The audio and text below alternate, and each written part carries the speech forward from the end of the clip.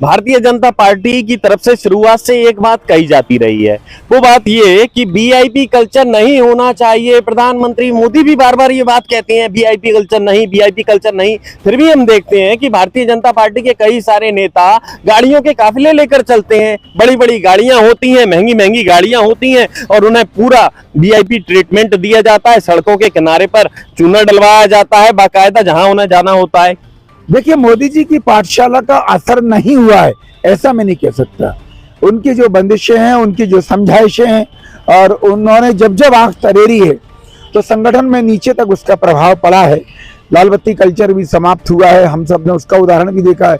जहां तक नेताओं की बात है, मध्य प्रदेश आज भी बेहतर है उत्तर प्रदेश और बिहार की तुलना में। यहाँ पॉम्प एंड शो नहीं है, दिखावा नहीं है। इसके बावजूद भी जो बड़े नेता हैं उनको अच्छा लगता है कि काफिला उनके साथ गुजरे, और वो इस प्रकार की सीख को कभी कभी या अनेकों बार खूंटी पर टांग देते हैं। सुधार करना चाहिए।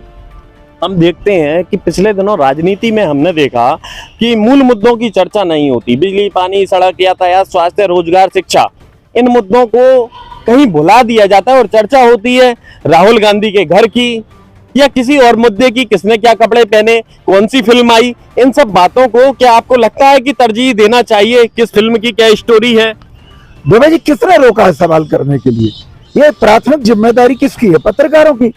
आम नागरिक की तुलना में पत्रकार ज्यादा जिम्मेदार होता है, ज्यादा पढ़ा लिखा होता है, और सवाल जवाब करने का अधिकार उसका ज्यादा होता है, और अथॉरिटी के संपर्क में भी वो ज्यादा रहता है। अब आम आदमी बेचारा चिल्लपांव करके रह जाता है, वो आपसे भी उम्मीद पालता है कि आप भी बात करें कि शिवपुरी में रेल सुविधाएं क्यों नहीं बढ़ाई जा रही।